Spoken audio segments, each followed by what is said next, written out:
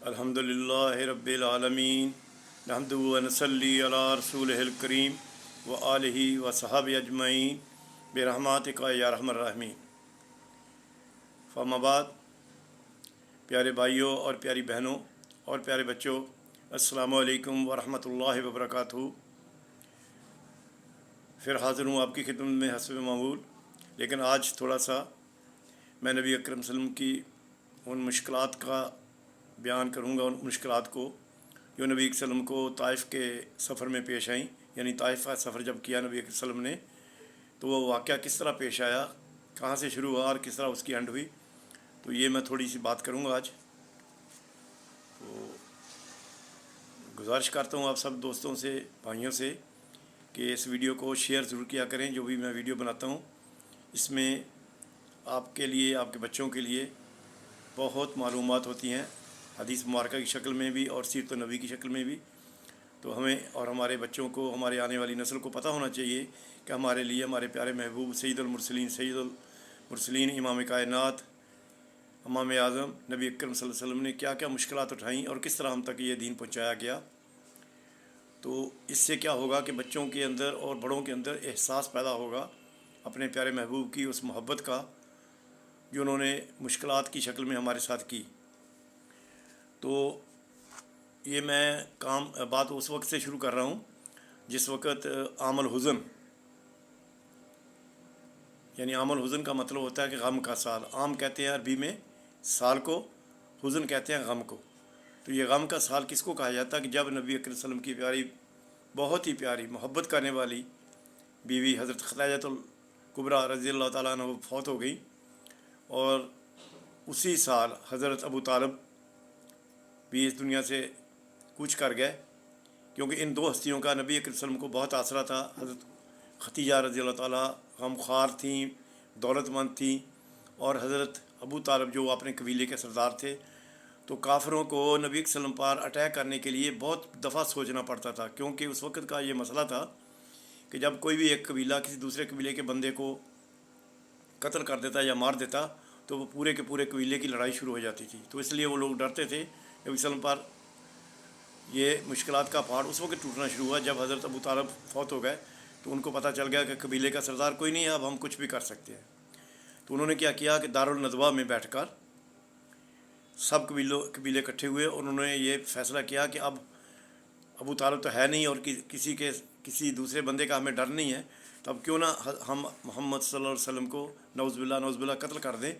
تو قتل کا منصوبہ بنایا گیا، اور نبی اکرم صلی اللہ علیہ وسلم کو بھی ان باتوں کا پتہ چلتا رہتا تھا۔ تو نبی اکرم صلی اللہ علیہ وسلم نے یہ سوچا کہ بہتر ہے کہ میں یہاں سے نکلوں اور طائف میں چلا جاؤں، وہاں کے سرداروں سے ملوں، ممکن ہے کہ وہاں کا کوئی سردار میرے ساتھ مل جائے اور اس طرح کچھ دین کو تقویت مل جائے۔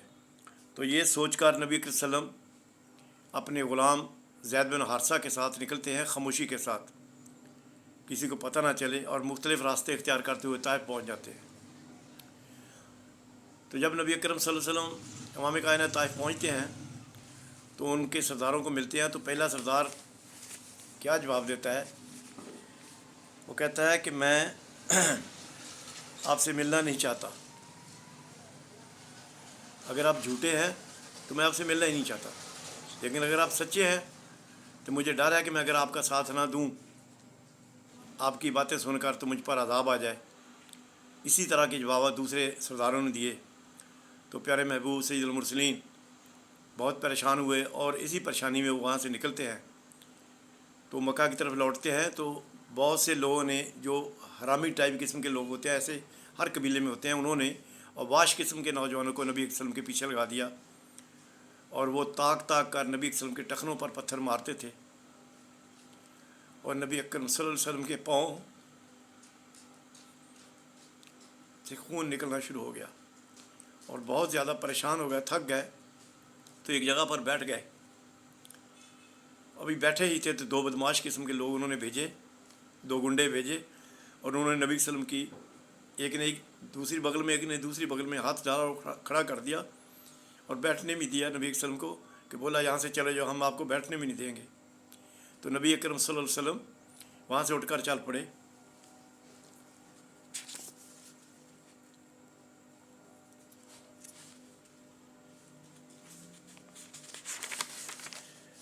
پھر وہاں پہ آتے ہیں تو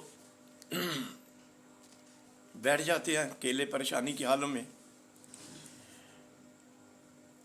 تھوڑی دیر کے لیے ایک جگہ پر بیٹھتے ہیں, طبیعت بھر آتی ہے, جذبات امڑ آتے ہیں, اور اس وقت آپ صلی اللہ علیہ وسلم جو دعا مانگی ہے, وہ مناجات کی ہے, وہ کلیجے میں شغاف ڈال دینے کے مطابق ہے. کیا دعا مانگتے ہیں؟ اللہم علیک اشکو, اے اللہ میں تیرے پاس شکایت لے کر حاضر ہوا ہوں. اے اللہ میں تیری بارگاہ الہی میں شکایت لے کر آیا ہوں اپنی قوت کی کمی اور اپنے وسائل اور ذرائع کی قلت کی, اور لوگوں میں جو رسوائی ہو رہی ہے اس کی. تو ارحم الراحمین ہے, تو کمزوروں کا رب ہے اور میرا بھی رب ہے. مجھے کس کے حوالے کر دیا ہے؟ مجھے غیر کے حوالے کر دیا ہے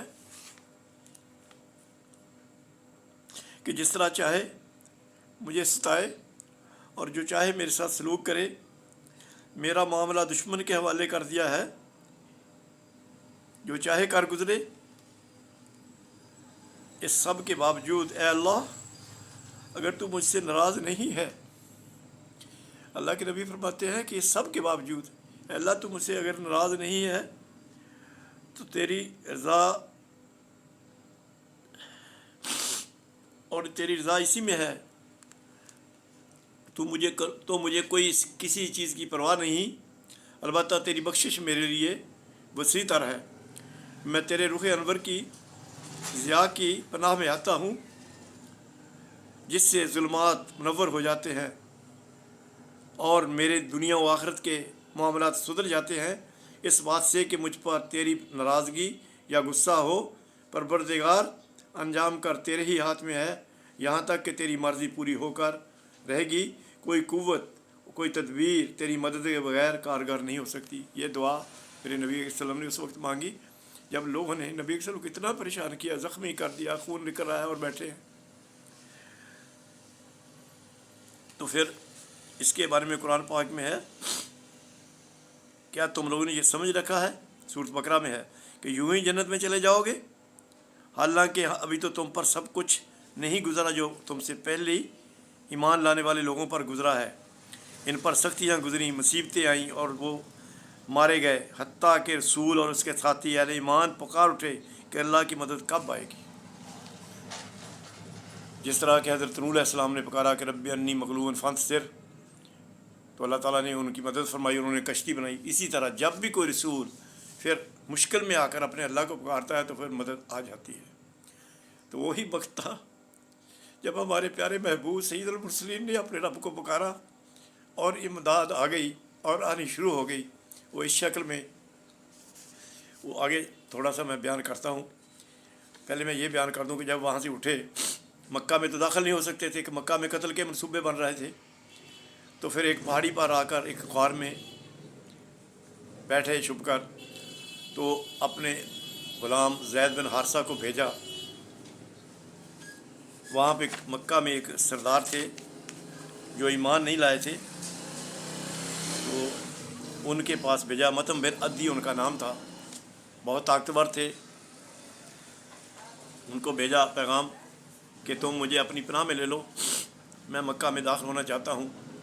اس وقت یہ تھا کہ جب کوئی سردار کسی آدمی کے اوپر کہتا کہ یہ میری پناہ میں ہے تو وہ ایک قسم کا اس قبیلے کا آدمی گنا جاتا تھا. پھر اس کے ساتھ اگر کوئی زیادتی کرتا تو وہ پورا قبیلہ اس کے خراب ہو جاتا.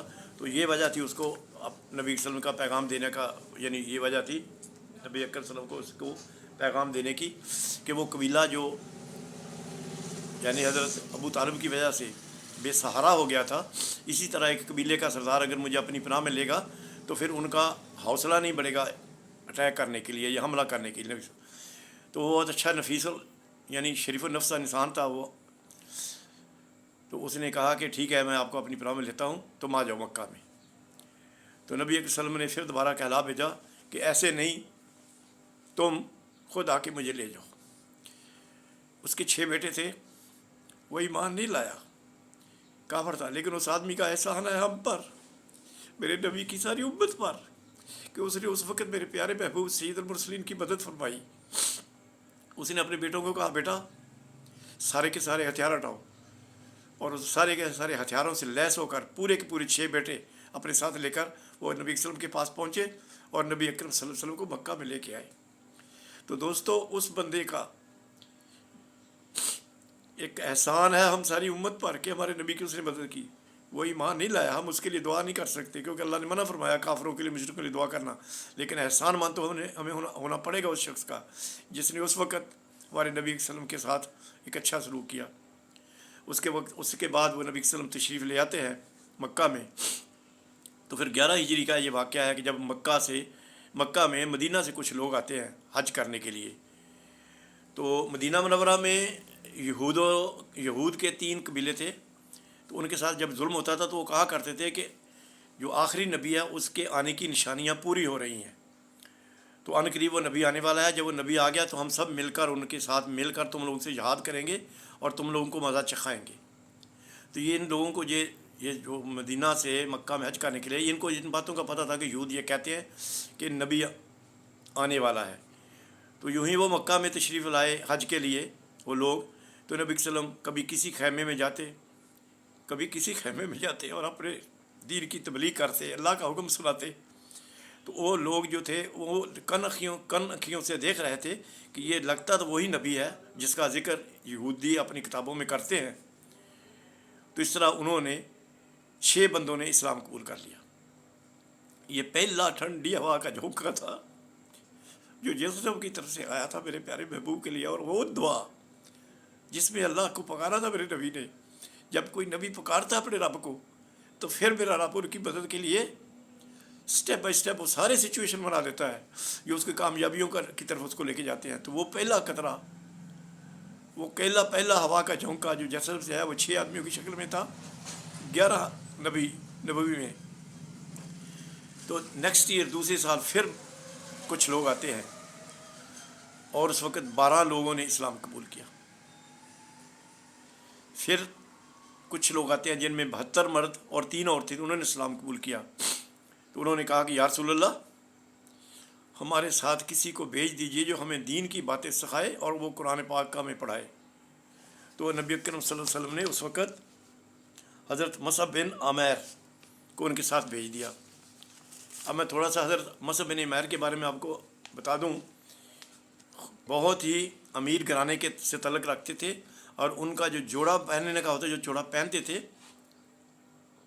وہ شام کے ملک سے تیار ہو کر آتا تھا. وہ اتنے اچھے کپڑے پہنتے تھے، لیکن ان کے چچا نے ان سے سارے کپڑے پھاڑ دیے، ان کو ننگا کر دیا، ان سے کپڑے چھین لیا. وہ ایک دم ان کو برہنہ کر دیا. سمجھ لیں کہ برہنہ کا مطلب یہ نہیں کہ بالکل ننگا نہیں، یعنی ان کے کپڑے چھین لیے، ان کو پہننے کو نہیں دیا. وہ جو شہزادوں کی طرح زندگی گزارتے تھے.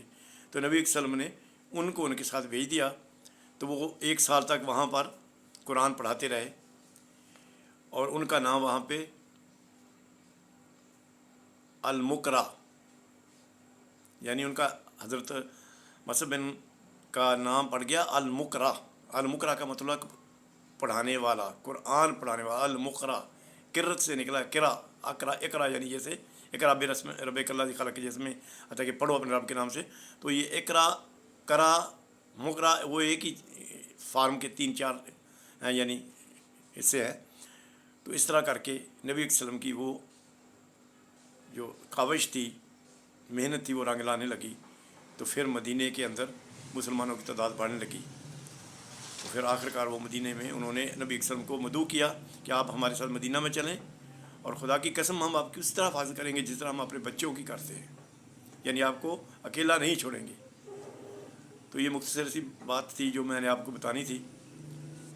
انشاءاللہ وقتاً فوقتاً نبی صلی اللہ علیہ وسلم کی حالات زندگی بتایا کروں گا اور بیچ میں جو احادیث کا سلسلہ وہ بھی چلتا رہے گا انشاءاللہ تعالیٰ.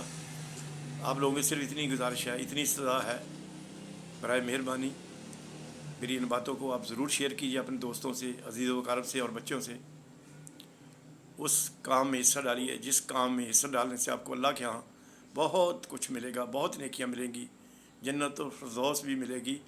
اور نبی کی امت میں جس کا نام اللہ تعالیٰ نے خیر الامہ رکھا ہے، ان خیر الامہ والے جو تخاطب لوگ ہیں، مخاطب جن کو تخاطب کیا گیا اللہ کی طرف سے کہ میری نبی کی امت جو ہے وہ خیر الامہ ہے، آپ ان لوگوں میں شامل ہو جائیں گے انشاءاللہ ام الخیرہ میں۔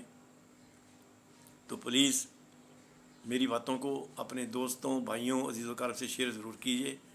شکریہ، جزاک اللہ خیر۔ اللہ آپ سب کو نیکیاں کرنے کی توفیق عطا فرمائے، ہمارے پیارے محبوب سے محبت کرنے کی توفیق عطا فرمائے، ان کے احکامات پر چلنے کی توفیق عطا فرمائے، اور رب ذوالجلال والاکرام کو راضی کرنے کی توفیق عطا فرمائے، اور ہم سب کا اللہ حامی و ناصر ہو۔ میں اس دعا کے ساتھ کہ آپ کے اہل خانہ، آپ کے بچے، آپ کے عزیز و اقارب توحید پر قائم رہے اور شرک سے محفوظ رہیں، میں اللہ سے دعا کروں گا کہ اللہ آپ سب کو توحید پر قائم کرے اور شرک سے محفوظ فرمائے۔ والسلام علیکم ورحمۃ اللہ وبرکاتہ۔